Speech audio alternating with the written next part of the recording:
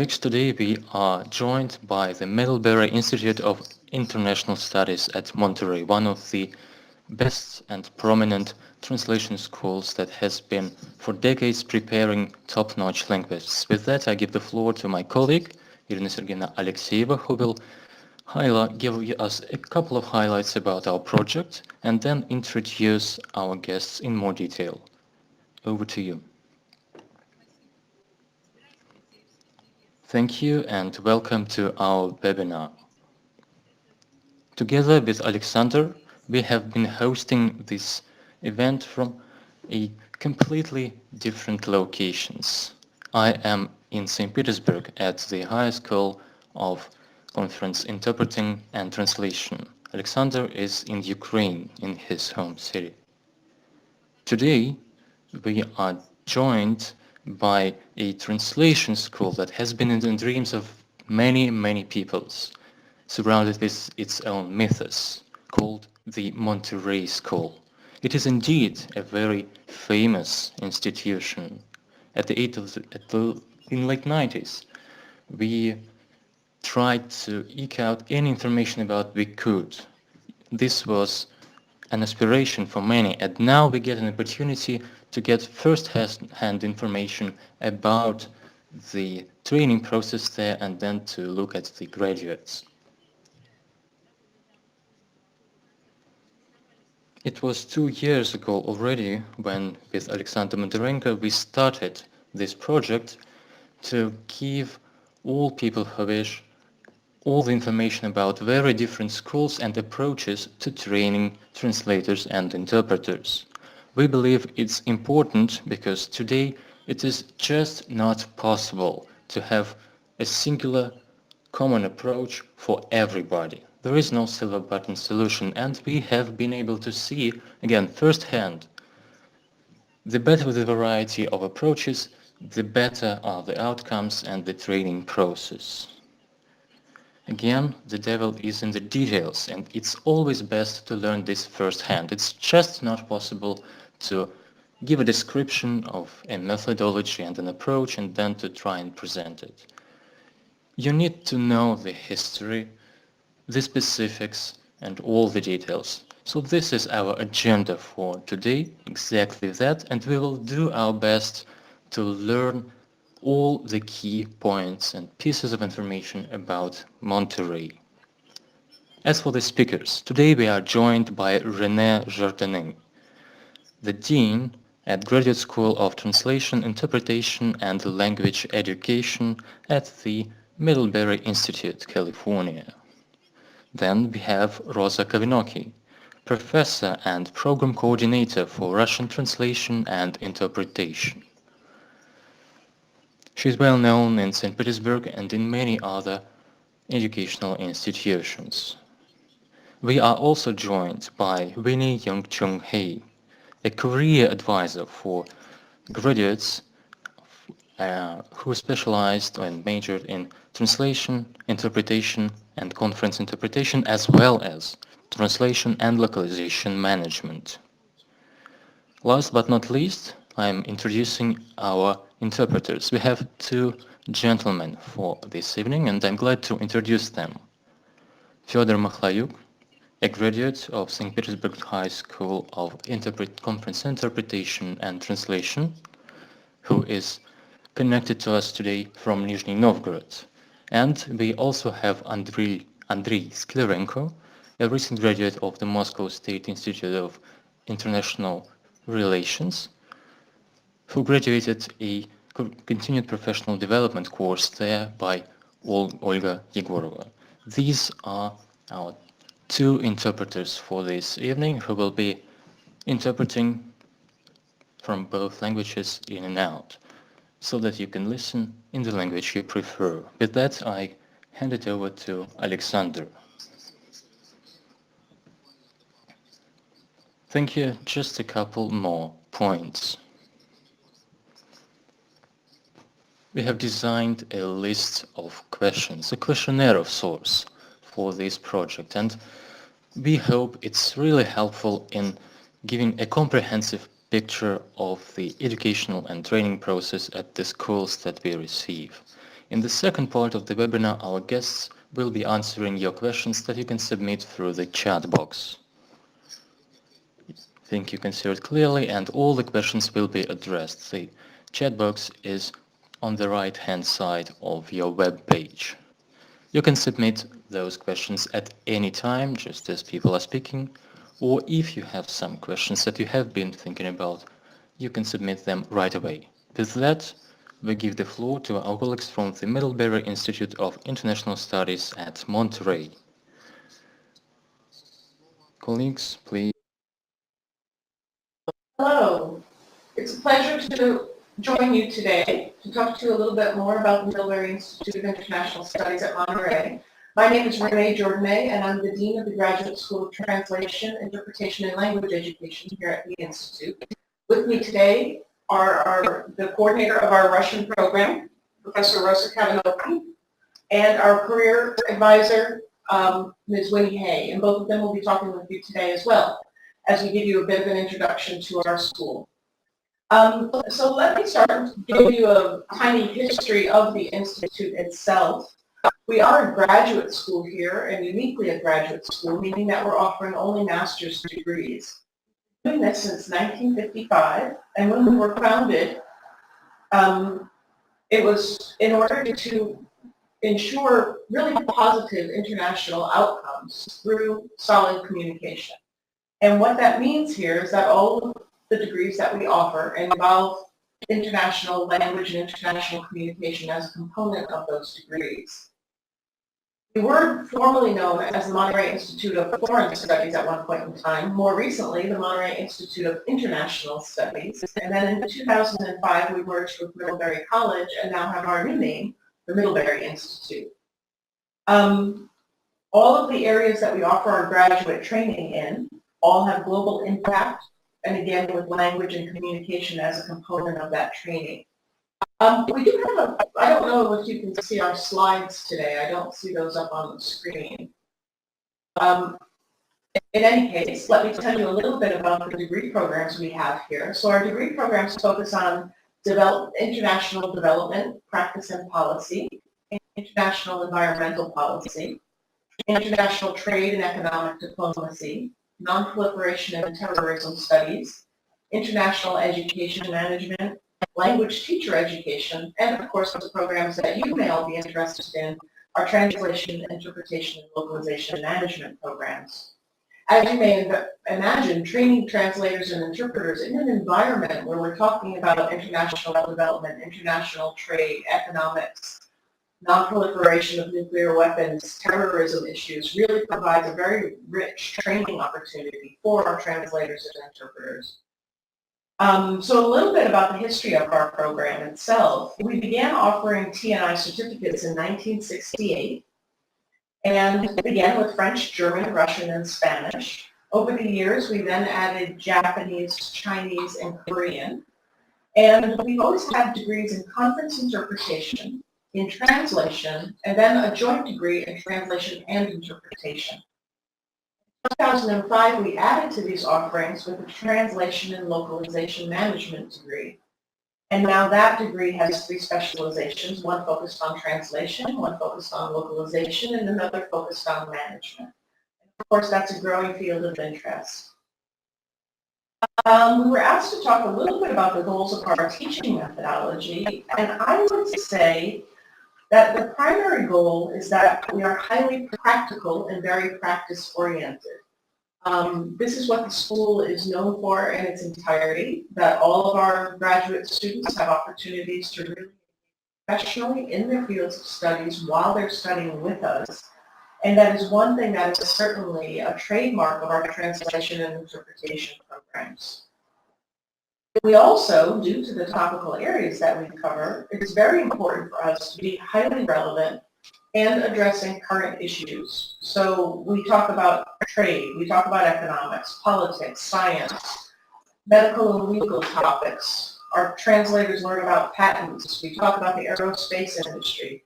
We're really focused in on all of the key areas that the languages that our students will be translating and interpreting in need to know in order to be successful at their careers. One of the other goals of our training methodology is to be sure that people are trained to work both into their A languages, of course that's expected, and into their B languages as well. We believe that really strengthens their language skills and provides them with opportunities sometimes out in the market where, of course, you are in fact asked to work back and forth between your two languages. Our students here are very adept at doing that.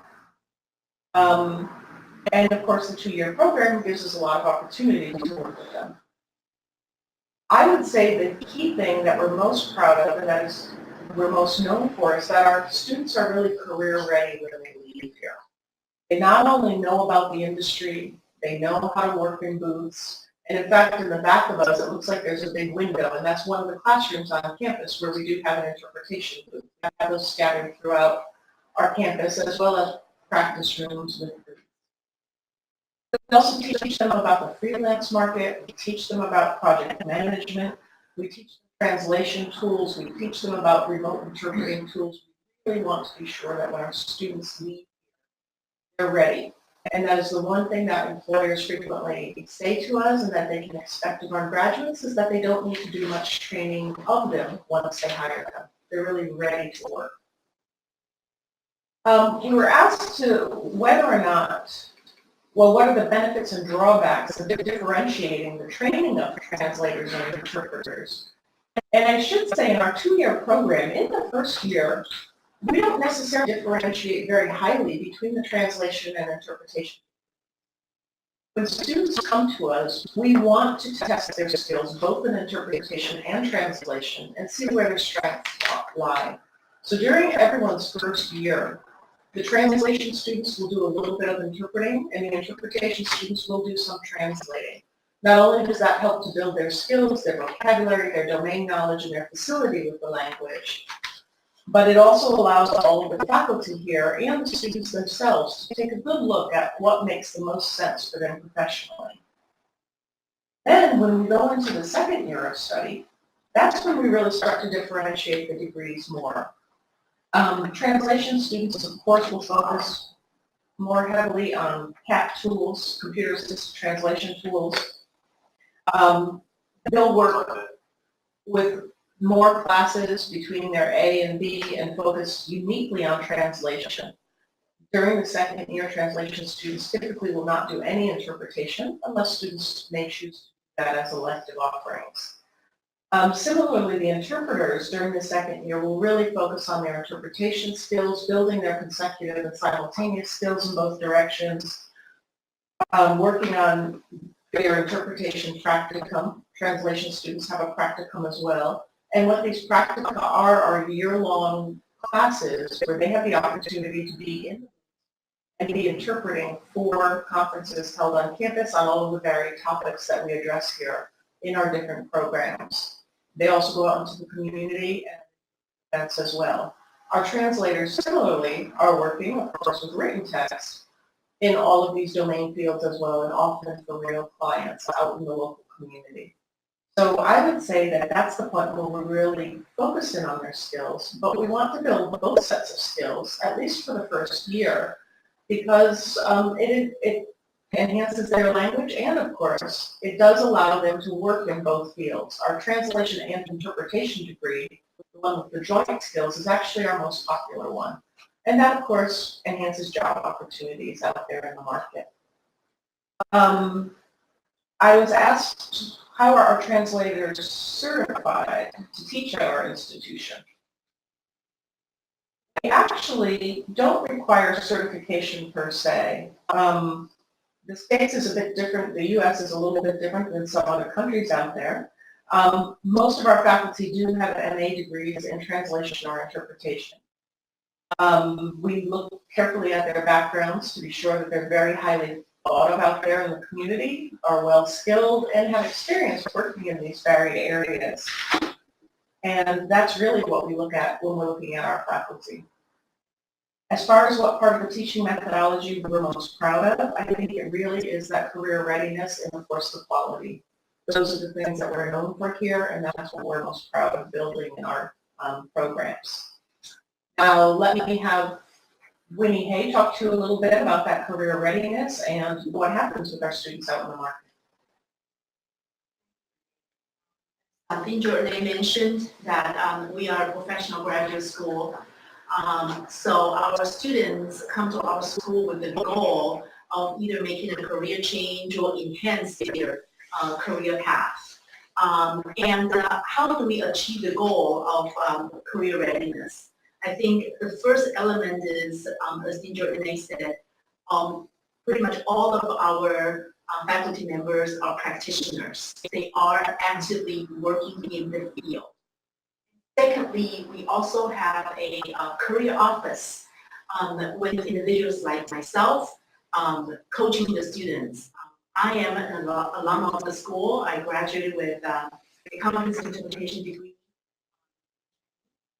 And I've worked in the language industry for 25 years before returning to the school.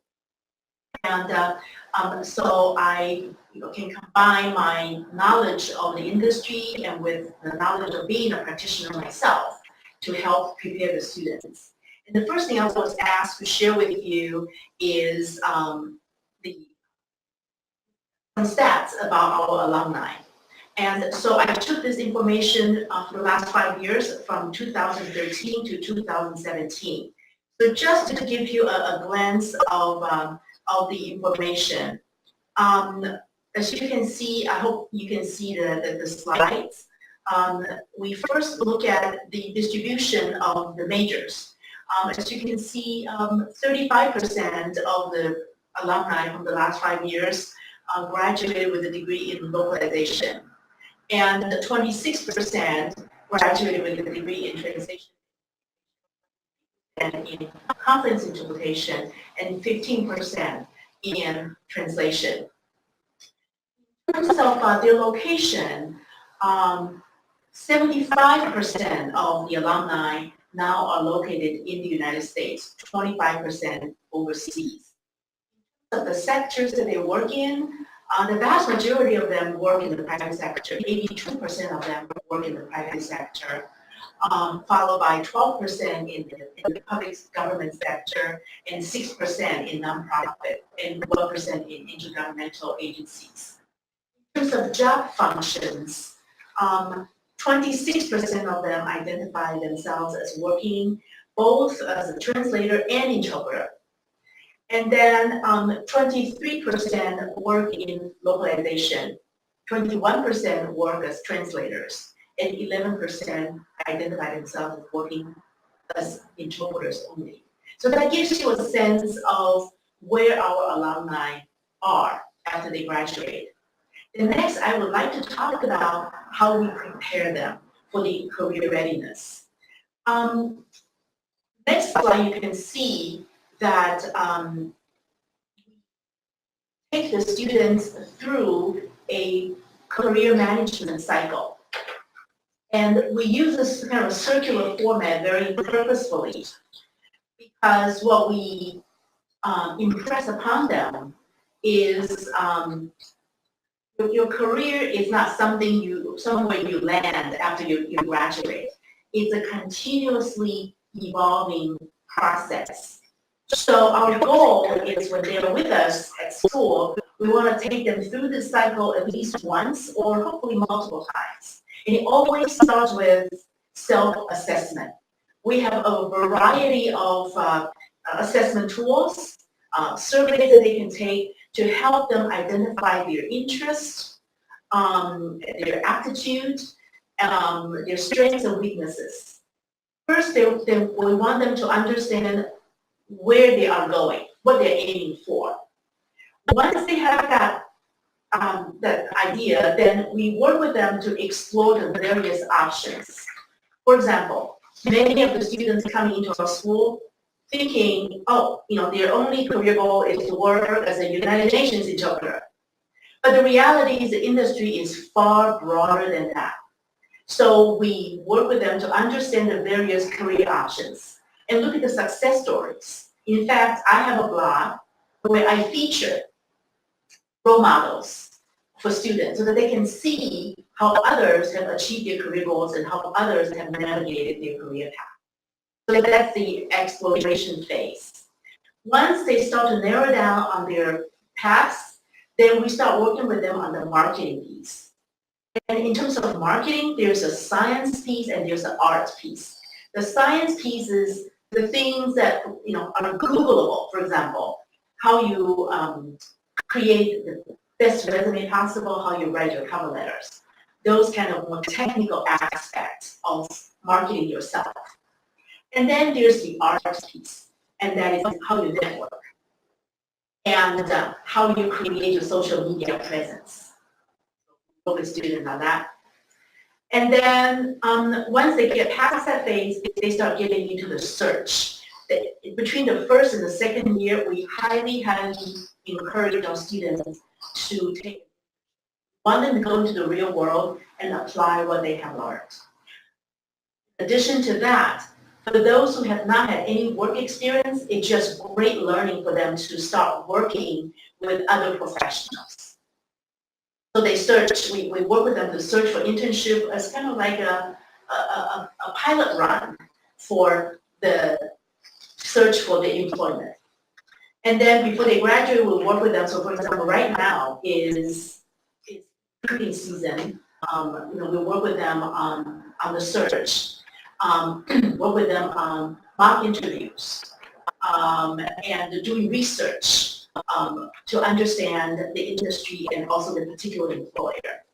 And then next phase, when students receive their offer letters, oftentimes I review their offer letters to make sure there's nothing missing, and also work with students to understand, to create their own kind of cost structure, understanding their own financial needs. Therefore, they can negotiate their compensation package anchoring on what they need, rather than just pick a number from the air. So we go through that cycle with them, at least once when they're here, and we hope that we can go through that several times when they're here. And something I didn't expect when I took this job about 3 years ago was I oftentimes have to coach students on how to turn down jobs. It's a good problem to have, but it's something that, for the students who do not have a lot of experience, they think they're in a job-seeking situation when they have multiple offers. Now they're stunned. They don't know how to handle it. What do I say, right? So that's an interesting aspect that I personally did not anticipate.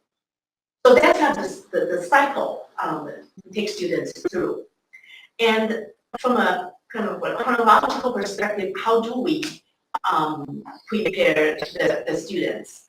So next slide, as you can see, in the first semester, in the fall semester, we tell them that your career readiness starts on day one.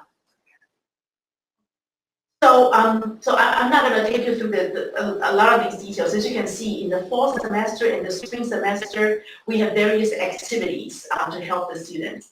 And a big event in the spring semester is we have a career fair. And you can see the list here. This is a list of all the employers in public sector and private sector who came to our school in March to recruit our students. With a student population of about 200, we attract somewhere between 40 to 50 employers and this pretty impressive names to come and recruit our students. So with that, I'll transition to Rosa. Здравствуйте. Я хочу начать с того, что у каждой программы в нашем институте, в нашей школе есть свое лицо, и у каждой программы, я имею в виду перевод, естественно, есть свои направления и свои темы. Мы все ориентируемся на свой рынок. Кроме того, мы в принципе ориентируемся на рынок, а не на международные организации. Абсолютное большинство наших студентов, которых...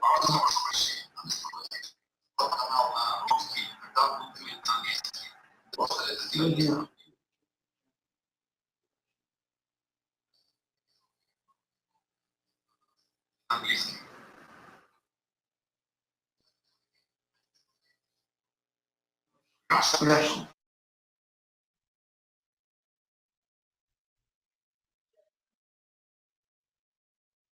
No, it's okay. No, it's okay. Now it works from Russian into English. Once again, our program has its own appearance. We have a number of programs, and each program has its own topics.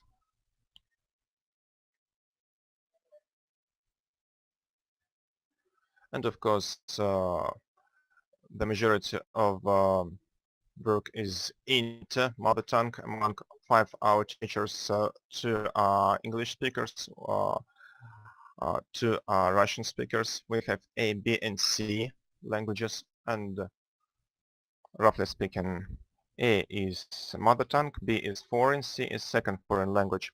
The majority of students of Russian program now have Russian language SE. From 20 students, 6 have English language SE English language, and several students have German E language. So our students are different, and I don't know whether you can see the slide, but I'll just comment on it. 16 of our 20 students will receive a degree of conference interpreting. 8 of them will receive a degree of conference interpreting, translation and interpretation.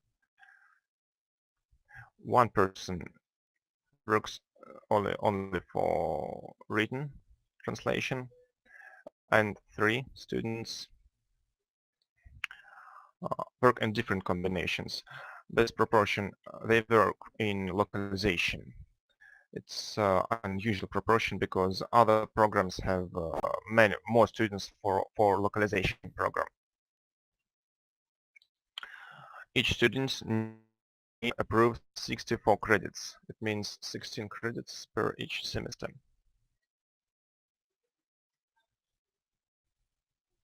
It means 16 hours a week. From the 16 hours a week, from 12 to 14, depending on the degree obtained and on the semester, the student attends practical classes of translation and interpreting in both languages. The obligatory requirement is speaking 2 languages, B, and the language level B is the command of English of the language which is similar to its mother tongue. We have ties with some universities like MGIMO University, Moscow State University, St. Petersburg School of Conference Interpreting and Translation. We have also contacts with other linguistic universities. We have permanent contacts with employers and very friendly relationships with the UN, with its headquarters in New York, with State Department, with NASA, with Stanford University. It's just some of examples. All the cooperation between Roscosmos and NASA is backed by our graduates who work as interpreters and translations there. NASA representative in Moscow also has a number of Russian interpreters who were our graduates. And over last 6 years, there is an interpreter who is a great expert. Our graduates are also interpreters for International Olympic Committee and other spheres. The majority of our graduates work as freelancers. It also depends on personality. And one of the first questions I saw in the screen was about the quality of future interpreters. First of all, I would like to mention that the quality of interpretation, the quality of self-presentation, the behavior is all these qualities are very important, and we work on all the spheres. We work not only with interpreting and translating, we also work on the behavior, ethics, and professional appearance.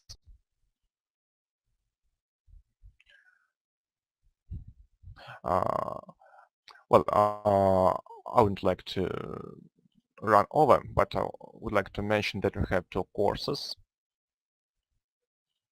and we have students with different languages and different ages, ranging from 23 to 50.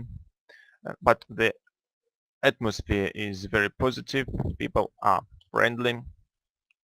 People spend a lot of time together, studying, practicing self-studying, working in labs. I see question.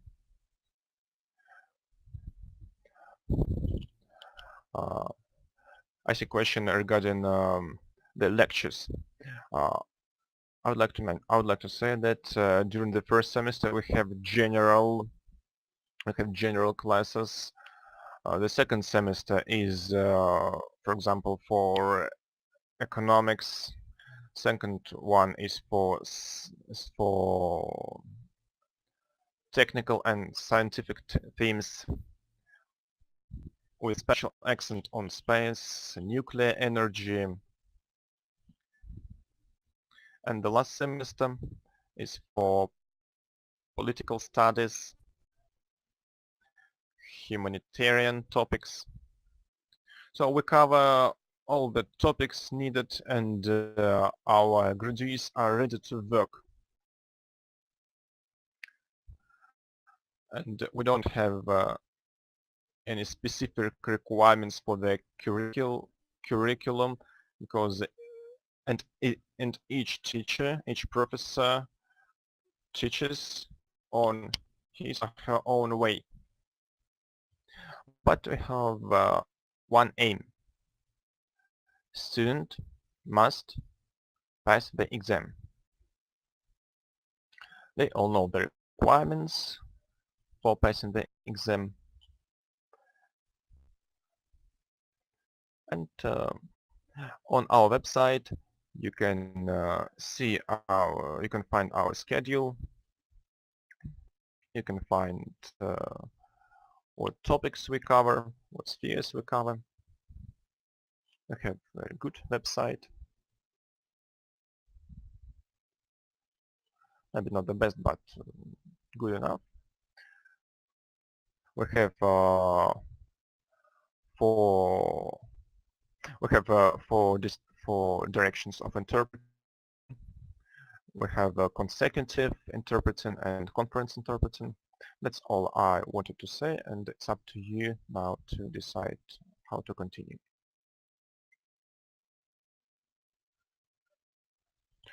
She has left.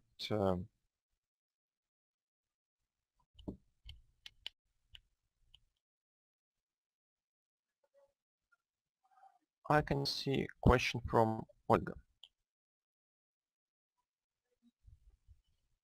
I can't see anything.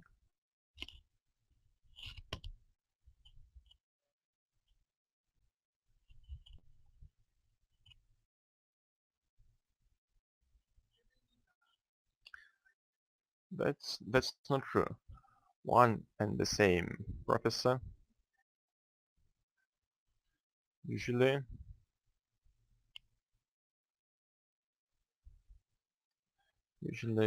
works in one sphere. For example, if it's conference interpreter in Russian, one professor works with it during first, second, and third semester.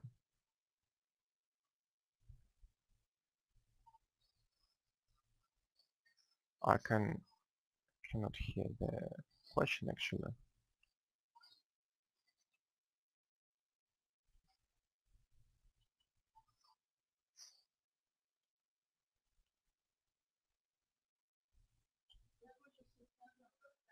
I've just mentioned that the second semester is for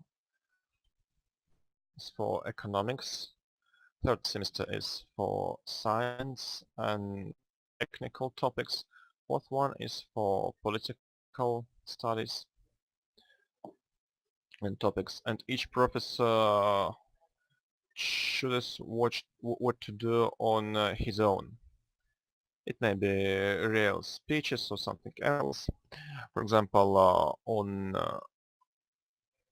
I have a lecture on translation, I take an article from New York Times or from any other newspaper, something relevant and interesting in terms of topic, in terms of general knowledge.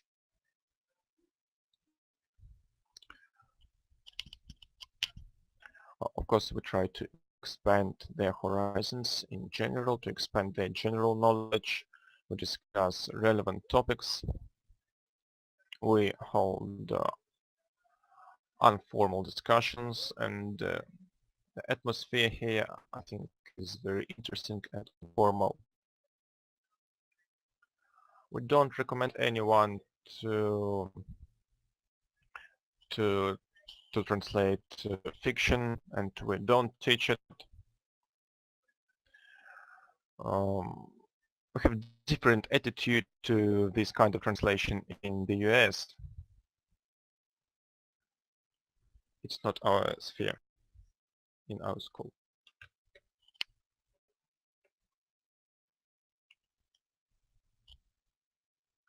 Was it an unexpected? Уже unexpected, strange, unusual, whatever. So what piece? Is it the sector, the fact that many of Whatever you think is something very unexpected. Oh, what I didn't expect. Okay, Yeah. I see. The most unexpected places. Okay, 2000, we have a 2017 graduate. After she graduated, went back to China and got recruited to work with an expedition to go to Antarctica. I think at this point, we expect everything. Yeah. Our graduates are literally all over the world, anywhere you can possibly imagine. And it's true, if we have a graduate in Antarctica, then I don't think that we can really be surprised by anything else.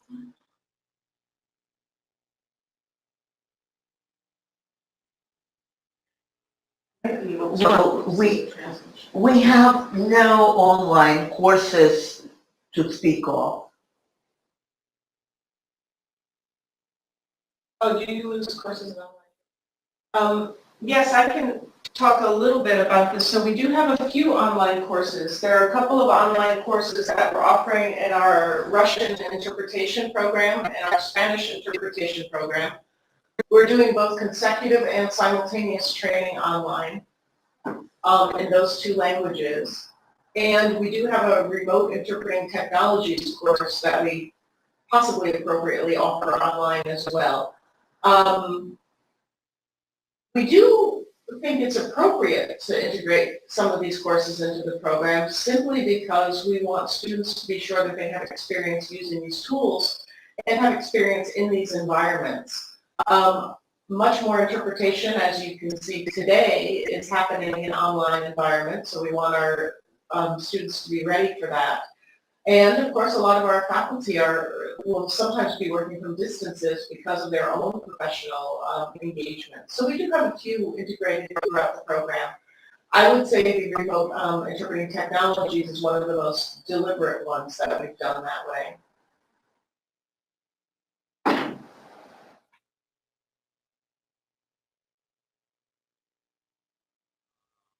What else?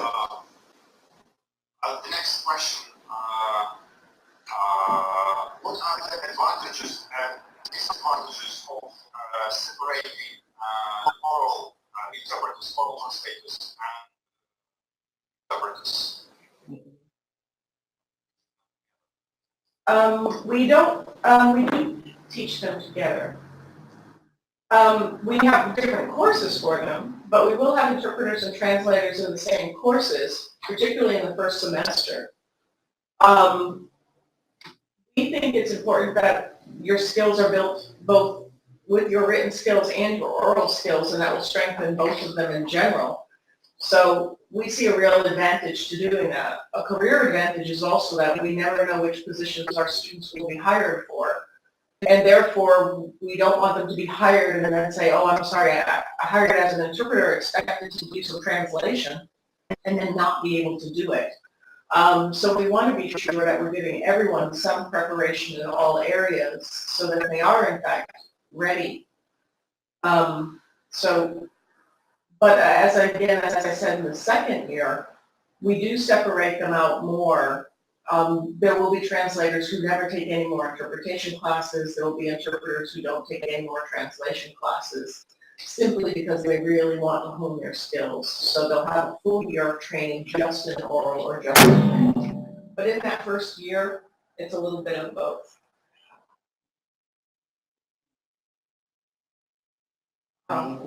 Okay. Theory is incorporated into the various courses. We do have a research class that students are able to elect to take if they like to conduct research and go in more depth. But in general, all of the faculty will talk about, for example, in translation classes, you'll talk about translation theory. In interpretation classes, you'll talk about some of the processing theories, the cognitive theories going on. So we try to incorporate it into the curriculum throughout their time here. We don't really believe here at the Institute that theory and practice are separable.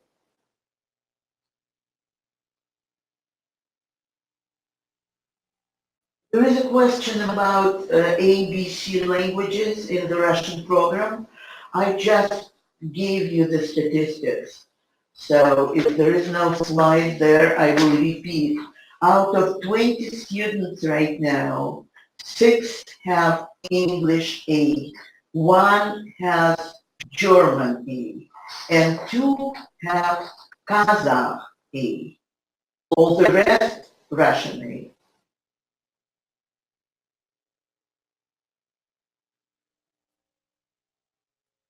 Question about the topics of MA and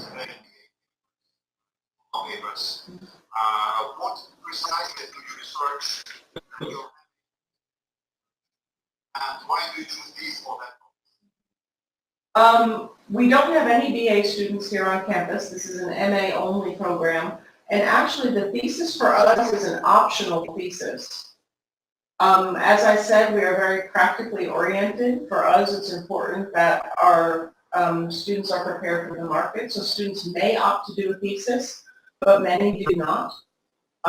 Instead, they spend their time working on their translation and interpretation skills. When they do theses, they're often typically extended translations.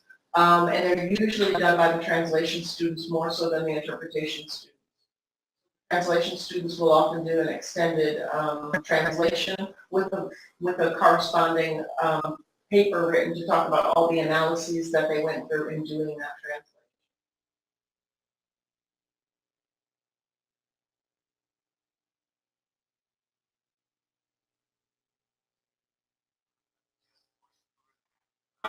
Judging from the information from the internet, you actively are engaged in the problem.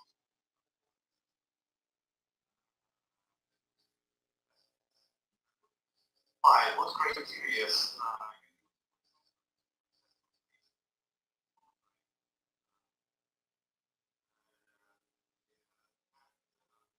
you use any industrial metrics for this? We use our own metrics. We don't use any anything that.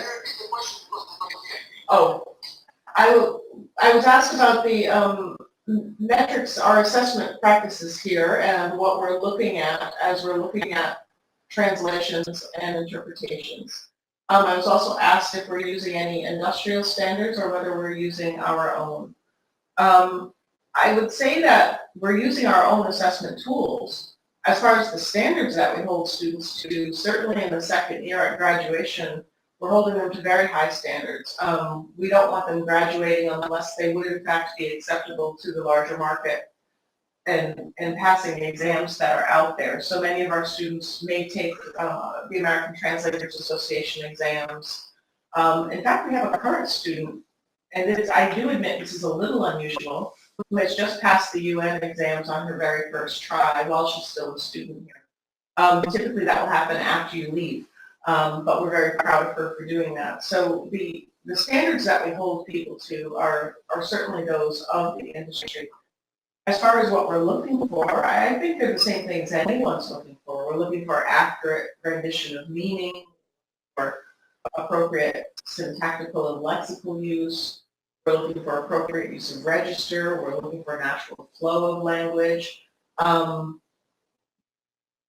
don't think there's anything that we look for in our assessments that is really different than anyone else. I might just suggest that we are holding people to some pretty both for entry into the program and certainly.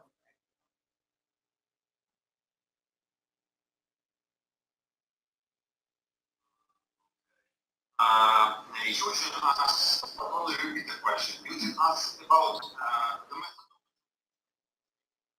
How do you build practical classes of teaching?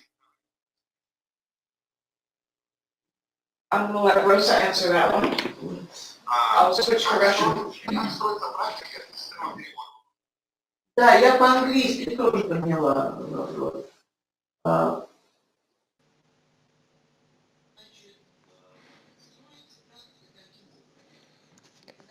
As for our practicums and actual practice-oriented classes, the trainer provides the materials for each specific class. Half of the class is for sight translation, and this is in translation classes. Apart from the exams at the middle and at the end of the semesters for translation, well, those exams are carried out at home. In class, we do sight translation for translation classes, and as we go, we discuss different challenging or interesting points, or somewhere where you could go deeper. This serves as example for discussions on different techniques, use of dictionaries, vocabulary. So all this process is built around a single text. But this is my approach. I know that some of our faculty colleagues do different things and structure their classes differently. They could give a brief introduction to their text. Some members of the faculty use one and the same text year to year because they have selected them carefully and they believe that those are very representative, for example. Then we move into semester 4. Me personally, I give my students an opportunity to write a thesis, a semester-long thesis for some translation issue, up to 3,000 words.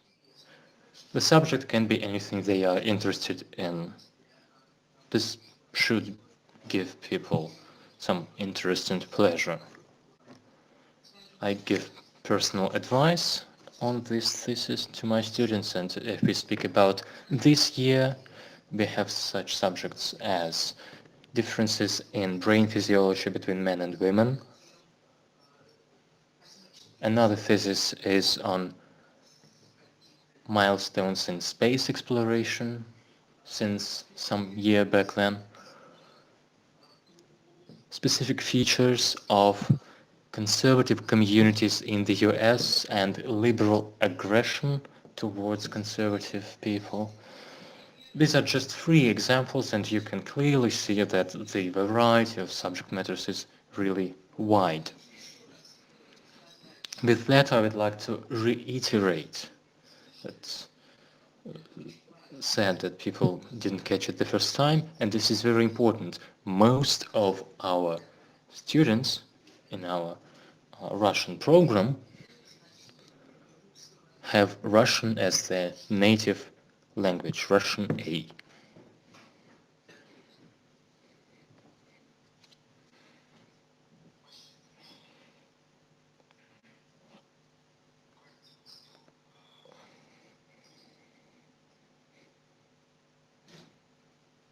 How widely you recommend, Rosa, может быть, вы мне поможете, социального трудоустройства? How Do you broad recommend some precise ways in the future, or you find way where they should go and pinpoint?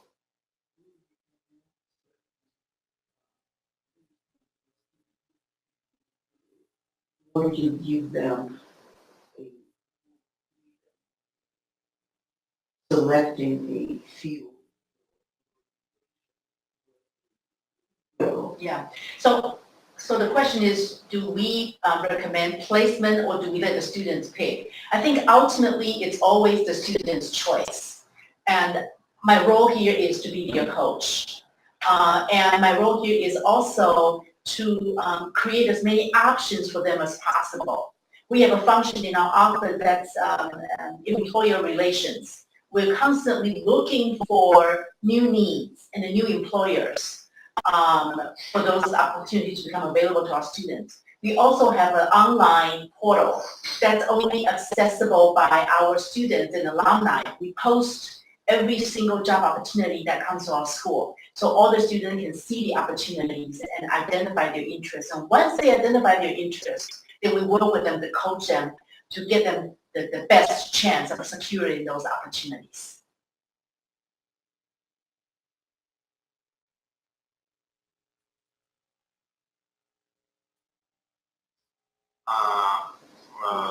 Do you allow your students to use translation? And how do you fight? Can How do we you switch? make them not to use machine?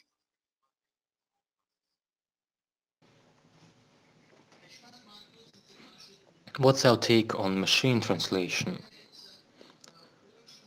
Machine translation is a crucial component in teaching localization. The second point is that we forbid using MT for our students. It's forbidden during the exams, but we address this issue during our classes, and the purpose is, for example, to see the databases for Russian and English combination. There are bilingual databases that are high quality. Some of the available databases are not too good, so we address this.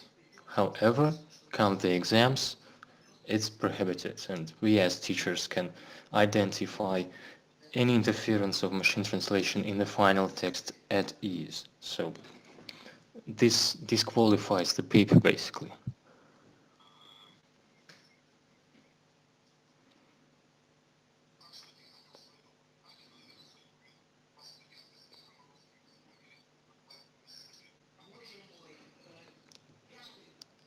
Come on, it's the fifth time I'm repeating. There are 20 students in the Russian program. 13 of those have Russian A, native Russian. 13 people. Again, most of the students in the Russian program are Russian native speakers. Do I need to repeat it once again? Did I get my message across?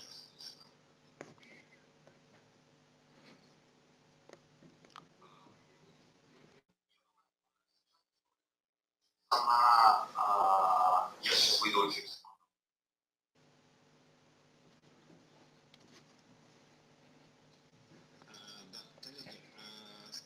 Colleagues,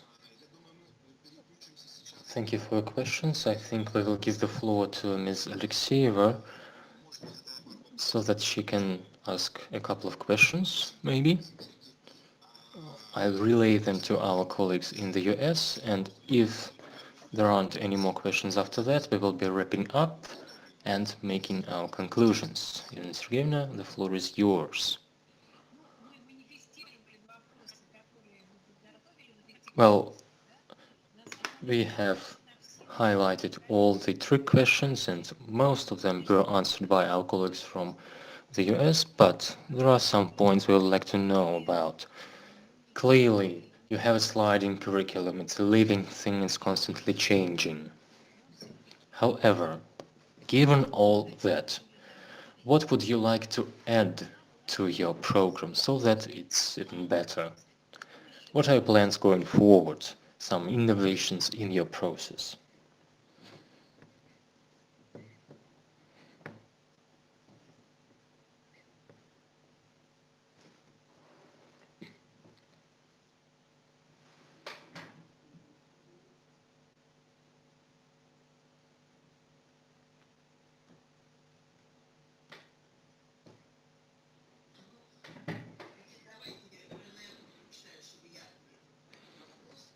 Renée wants me to answer this question. So, what can be said here? The question is what we would like to change in our programs. There are some very concrete points I would like to add. Specializations in different industries, some niches in translation, as I call them. Another point I'd like to add is to improve the quality of our phonetics. We have accent reductions taught by a professional actor. A very popular trainer, a very entertaining class, but they pay too little attention to enunciation, and this is a very important point for many of our students.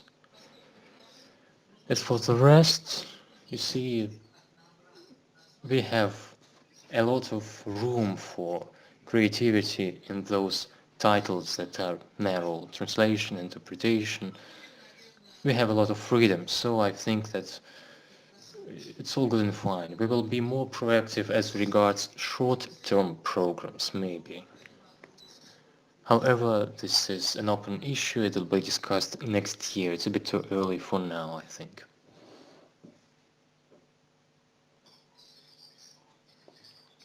One more question has come in. What do you mean by market-oriented? Our focus on the market means that all our trainers are active translators or interpreters. This means that they know what are the best paying specializations. They know about the employers, they know about the geography, about remote opportunities, for example. There is Johnson Center in Houston. It employs 15 outgraders as of today. Mostly these are interpreters.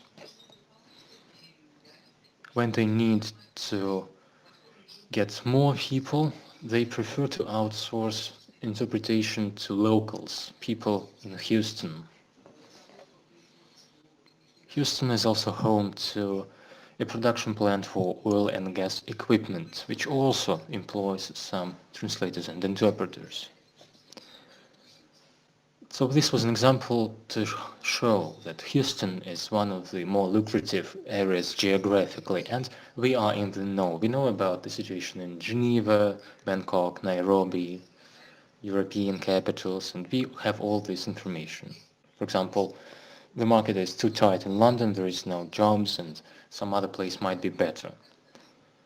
We know about the specializations, we keep in touch with all of our alumni, and this allows us to get a comprehensive big picture that we readily share with our students. We help them to get employed, we provide recommendations, we get asked for recommendations as well. And our network is wide and lively and very dynamic.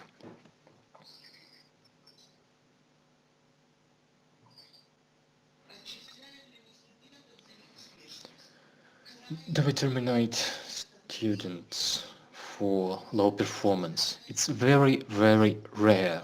We do our best. We have an admission tests which can be taken online, and it really gives us an opportunity to eliminate unfit candidates at the very early stages. So this would be our first line of defense. I don't know. I have been working here since 1985, and as far as I remember, just one person didn't make it through those 2 years. We are very careful in selecting our students.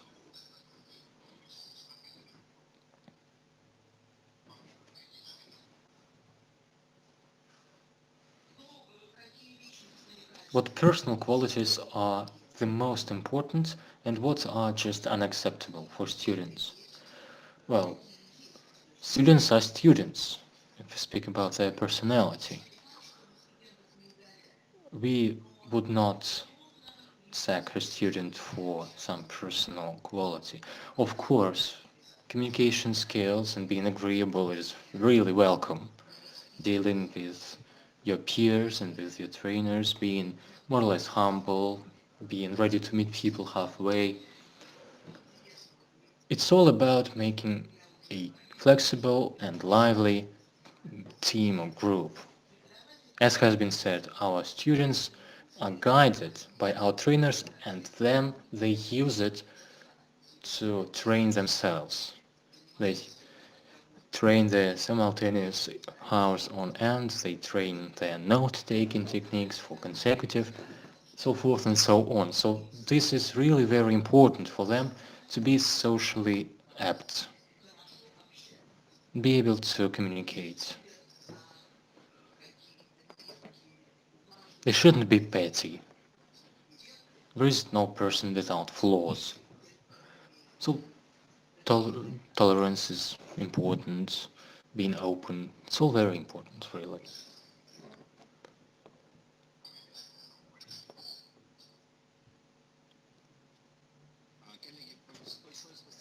Colleagues, thank you for your replies. With that, I hand it over to Ms. Alexeyeva. I'm almost certain she has a question or two.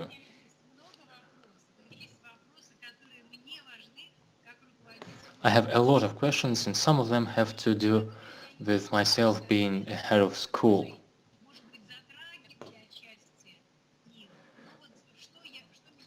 We have discussed this with Rosa, but I have a very specific points that I'm interested in.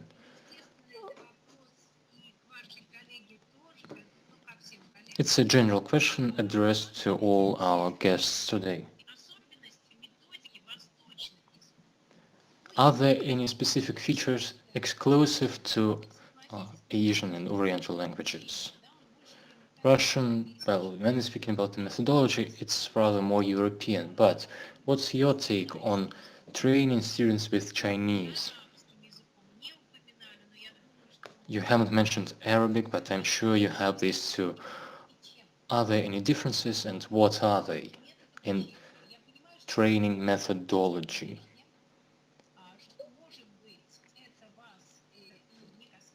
You might think that this does not concern you, but I would like to get your take on that.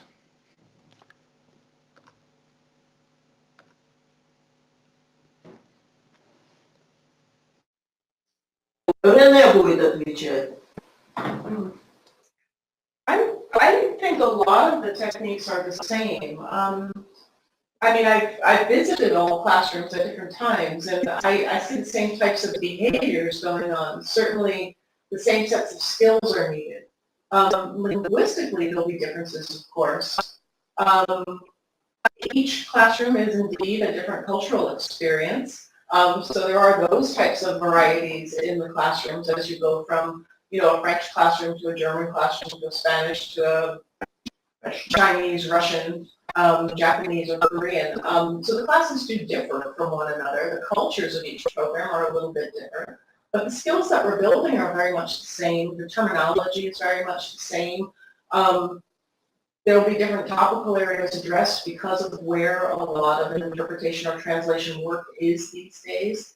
For example, I believe Russian spends more time on aerospace and aeronautics than, the French program, for example. The French program spends a lot of time on development work in African issues. So those are, I think, where you see more of the differences than you necessarily do in technique. That's what I would offer. Everyone looks a little different. They're all doing the same things.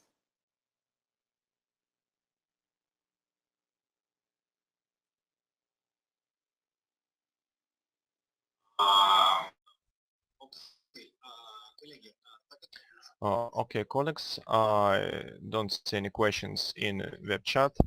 And now the floor is given to Irina Sergeyevna. Irina Sergeyevna, if you have any more questions, you can ask them all together.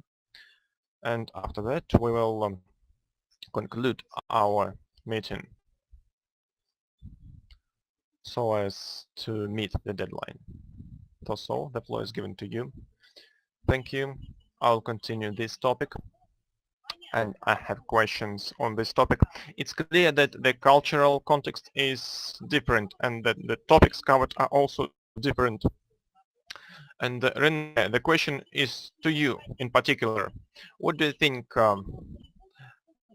how many interpreters will be needed in the future? For example, interpreters with Chinese or Arab language.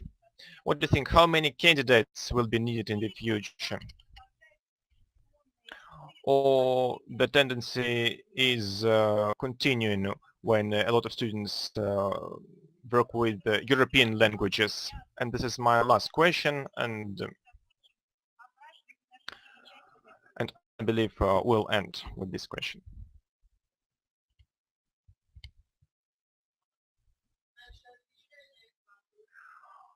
I'll answer this question. We see the fluctuations, and these fluctuations completely depend on political situation. And we of course cannot forecast how the situation will change. And for example, if today the majority of our graduates is Chinese, but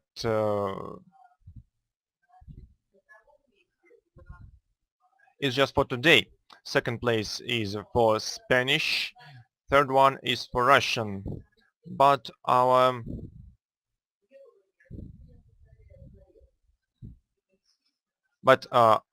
institute has to correspond to market needs, and different countries need different language pairs.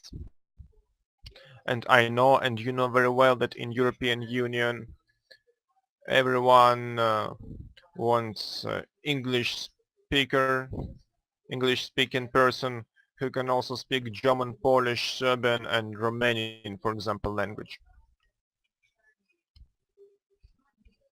We don't have such need in the US, but we see emerging of interest to Kazakh or to Ukrainian language, and geopolitical situation in the US it's sets the rules for the interpreters and for the market, and everything depends on the organizers of events, on their abilities to pay for highly qualified interpreters. I hope I've answered your question.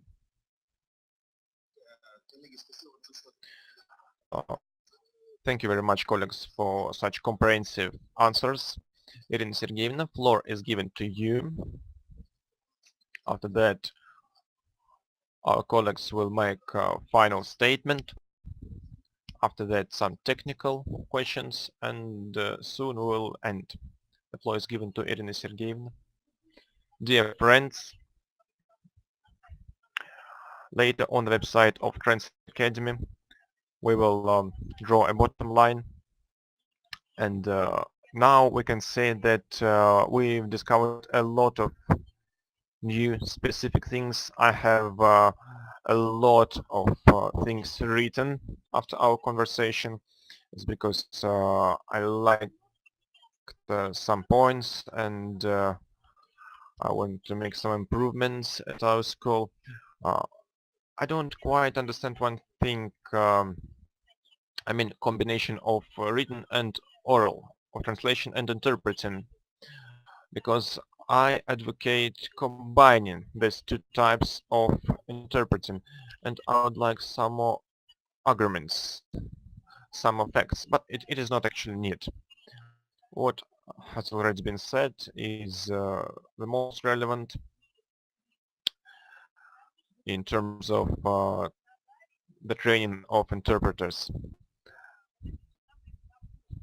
And I think that very freedom which Rosa mentioned is very important, but it's not an easy thing to introduce such freedom. And the problem is not strict educational standards in some countries. The problem is that some people are used to live according to their standards. But I'm sure that productive education can exist only on condition of freedom. That's what, and here I would like to finish our conversation. Let's listen to our guests.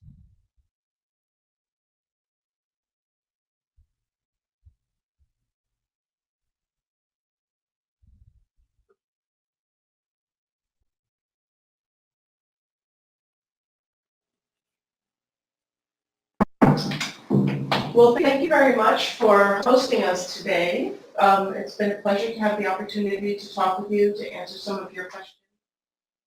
You've given us some things to think about in those questions as well, so thank you very much. And we hope that if you do have any questions, you feel free to contact us. As I believe Rosa said, you can contact us on our website. You can reach Rosa that way. I'm happy to answer questions as well, so is Winnie. So please do feel free to contact us with any questions you have. We look forward to talking with you and hopefully meeting you at some point. So thank you. Thank you. Thank you.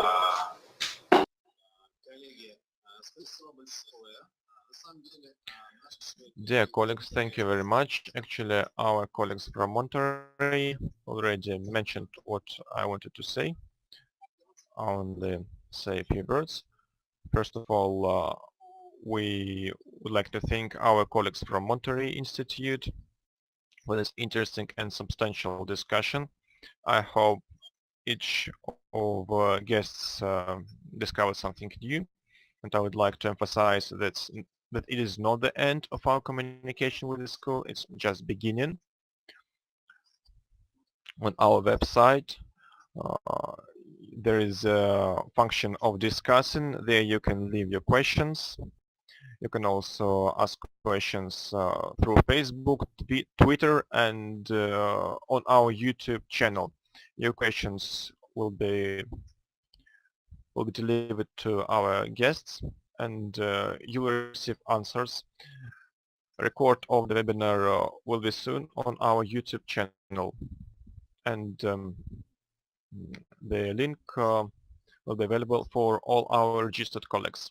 We are also inviting all schools to cooperate with us, and we always welcome those who want to share something with their colleagues. You can find our contact details on the website. Thank you very much once more. See you soon. Irina Sergeyevna, floor is given to you. Yes, I would also like to say goodbye and to mention once again that there are two young interpreters, Fedor Makhlayuk and Andrei Sklerenko, who helped us to communicate. Thank them a lot. Thank you very much, our colleagues from Monterey, for your openness. That's a good example of behavior of such a successful structure, which can share its success and not only struggle to get it. Thank you very much.